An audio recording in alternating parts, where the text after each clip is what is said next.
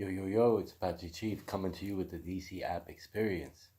It's good to see you guys once again.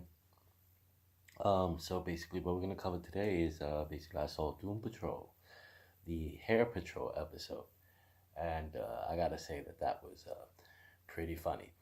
Um, Basically, it starts with like kind of like in the middle of the Danny episode. It's almost like a parallel and a continuation of what Rita and Cyborg were doing and why they're basically over the body of Crazy Jane and Robot Man and the test pilot characters, the electrical being is making some kind of mental contact.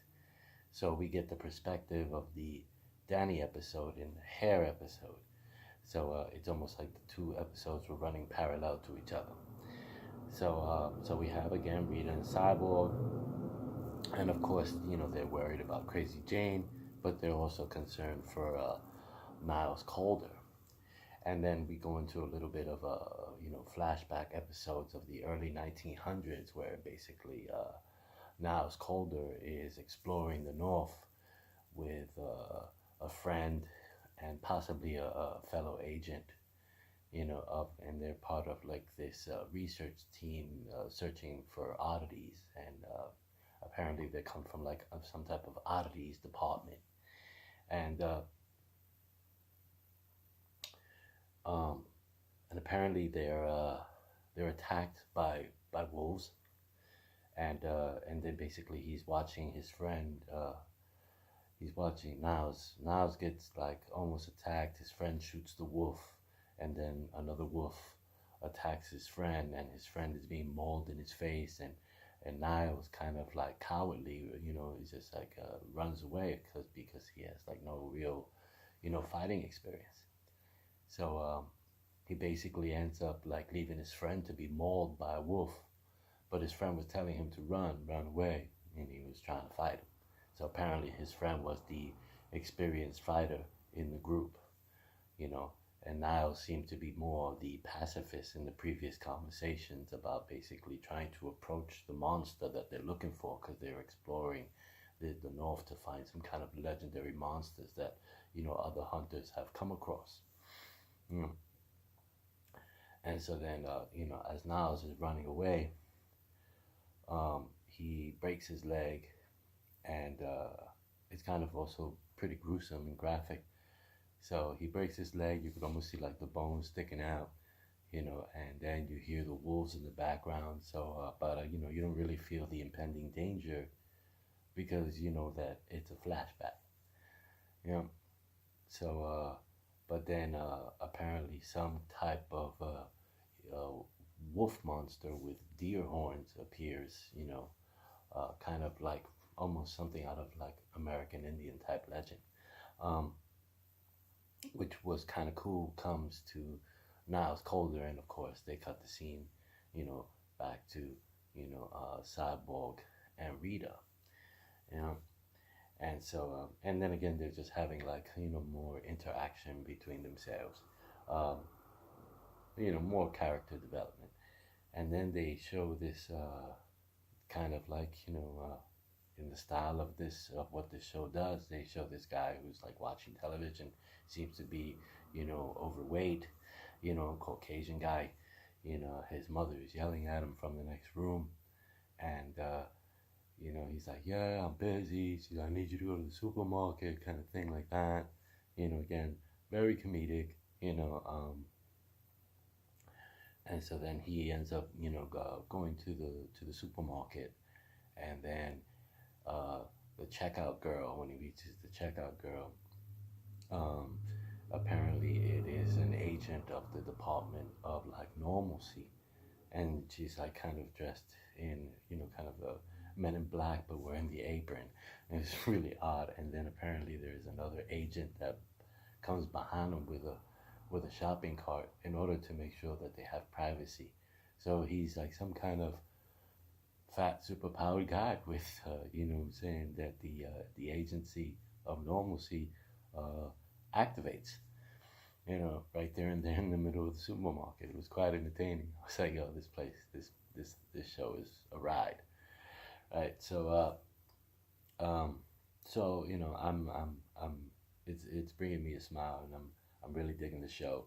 So as the show kind of continues, uh, it shows basically Niles is wakes up in a cave, and of course I got kind of a Star Wars kind of that to Empire Strikes Back kind of like memory of what he was gonna see, but apparently he seems to be in some cave with someone who was basically completely like clothed, very heavy in furs, but it doesn't seem to be like the imposing creature that saved him, you know, or that brought him there, or that was going to eat him for lunch later. You get that feel, but none of that seems to happen. But he tries to crawl out, he's pulled back in, you know, um, and then it goes back to, kind of a cyborg and Rita, you know, once again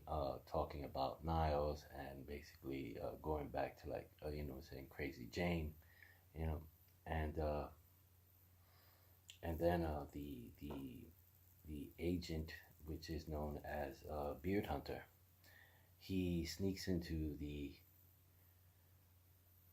mansion, and he goes into the bathroom, and he basically eats sink scum, like this blotch of hair, and he eats it, and the picture shimmies, and apparently somehow this activates his power, and then he gets like this kind of this download, of the person's life, where they are, how they think, how they fight, what their skills are.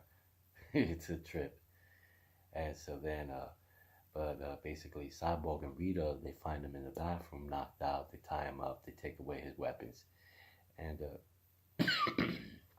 excuse me, they take away his weapons, and then they begin to question him. Why is he there? And he tells them, "Oh, I'm the famous Beard Man, and I'm looking for now. It's colder, and I can find him. I consume this essence." They're like, "Yeah." And the Cyborg said, "You ate his his sink scum," and he was like, he says, "Well, that's what makes me kind of like Beard Man." Uh, and apparently he's looking at the hairs on Cyborg's chin, like almost kind of like lusting for them. Again, it was pretty funny. And basically Rita and Cyborg kind of leave him alone, and they get discussing like, what we should do with him, and what kind of plan. And then we're like, well, we should just let him go and put a track on him. So they kind of decide to do that. But apparently he noticed the hair fell on the floor. Apparently his superpower just lets him know where every hair kind of just like lands, and he knocks himself on the floor and absorbs the hair. You know, uh, this episode was a trip, but then so basically he frees himself, and he gets his weapons back, and he's trying to escape the mansion, and and then basically Cyborg, which is a powerful character lately, they've been having this character who has this great technology, and his technology always seems to be failing him. That is upsetting me a little bit, because now it just seems to be, hey, you got this great character who has all these abilities, and he's constantly glitching. Not cool. You know what I mean? So I'm still gonna give the Doom Patrol pretty good. Um, I don't want to spoil the rest of this episode, but I do recommend that you watch it. It is really really cool. Um, then what I want to cover now is basically I never read a Batwoman comic, so I decided to read about this Kate Kane, and I knew the character was a lesbian, and I saw her introduction on the Supergirl show that I reviewed a little bit on my last video, with that Nazi crossover episode that they had, which I thought that was pretty awesome. So of course I saw the character, that they were using in the actress, and I know that there was a little bit of the LGBT LGBT community basically had some issues, with the actress that they chose. So, so I looked on the DC app. I looked to see if anybody had made any comments on this comic book. It was, there were none. So it's just like, but I decided Rebirth, let me check this comic. I went at it with an open mind, you know, to see what this character was about. So Batman's on the cover, but he's not in the book. So of course they used the Batman image to sell the book.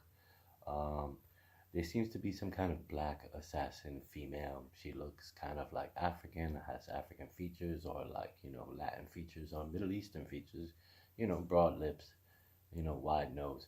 Um, you know, Again, that people from, my neck of the woods back in New York and Brooklyn kind of would look like. But then again, she's very like hard, and I gotta admit that the artists do capture the element of what gay culture looks like. It is communicated well. And I think a lot of artists or YouTubers or people would like have a hard time kind of describing that. But the artist Epting, he does and is able to capture the element of what these people would look like. So it's just like, can the guy capture the typical stereotype? He can. I believe his name is Steve Epting. So I give him kind of kudos on that because it did basically remind me. I worked in theater, and I've worked in gay clubs, and he does capture the image of what these people look like. You know, so kind of kudos on the art on that perspective. Uh, so so so the comic you know it opens up in Istanbul, and and basically there's this bearded guy, and there's like maybe almost like four panels of just kind of showing people passing by, and they show this Caucasian guy with a beard, you know, um, in Istanbul, and he's about to basically he's pulling out a syringe. You get the sense it's like, is this guy like a terrorist, or what's going on? Is he being chased? It's not really clear what's going on. But apparently he pulls out some syringe. He's about to inject himself in a crowded market, and Batwoman comes out, and jumps on him. And he sticks himself with the needle, and then basically he turns into some giant reptilian creature, almost like abomination style, Hulk style. So I was like, oh, okay, let's see what Batwoman Kate Kane can do. So apparently, again, kind of like she shows, no fear, calm and control in the situation, and she's talking to her version of Pennyworth, which is Julia, and then she says, I could use some backup. She was like, oh well, I dispatched the bat cycle 15 minutes ago. So again, but there's like, again, there's no fear, there's no worry. She doesn't seem to be like, like out of her game. Even when I was reading the book, I was like, whoa, how is she gonna react to this? But calm, cool, collective, and almost no worry. So she jumps on the bat cycle. She starts weaving around the monster, um, and then basically rips some chain off the market walls, with had some kind of lamps, and then wraps it around the creature's neck. Apparently there's some kind of electrical feedback that is caused. I saw no device that she pulled out of her belt. There was no out loud kind of thinking, about it. So it's just like, usually Batman thinks to himself of what he's going to do, pull out some device, but there's some feedback. The guy basically turns back into human. So I thought it was kind of anticlimactic. So she questions him, and apparently the the the black woman that was on the cover exposes herself. She's the assassin. She throws a dagger, hits the guy in the eye, and he dies. And basically, Kate Kane gets no information. Then there's a boat scene where basically her and Julia are talking about Batman, and they're sipping wine, they're discussing, and like, are you a spy for Batman? Are you my friend? I almost now start to try to power through the comic. This is like now I'm beginning to kind of lose interest in it. And after the boat scene, which kind of was, it didn't do anything for me, there was a flashback scene, and she's swimming. She bumps her head. She's she's saved, and then there's like, kind of again in the flashback scenes, there's some girl with red lipstick, and there's kind of just like men in the background. I get even more lost within this flashback scene, but apparently some guy named Raphael uh, basically nurses her back to health. And again, in the black and white flashback scene, the assassin is in there in the house, and then there's a closing door, and then basically it goes to her suiting up, going to this town called Koryana, and basically it's 4 panels of her swinging. She swings onto a pier, and then basically she sees Raphael, and Raphael is stabbed in the back, and then Raphael dies in her arms, and that's how the comic book ends. So I didn't get much out of it. It's just like I guess it's trying to build up mystery and intrigue, but it's didn't really do much for me. Out of 5 stars, I gave it 2, and that's basically BatWoman #1, Rebirth. Wasn't a fun read, but I'll see you around. I'll talk to you later. And the episode of Game of Thrones 3, that was hot, very, very hot. You know what I'm saying? So to end it on a really, really good note, see that episode of Game of Thrones. Take care. God bless. I'll see you around.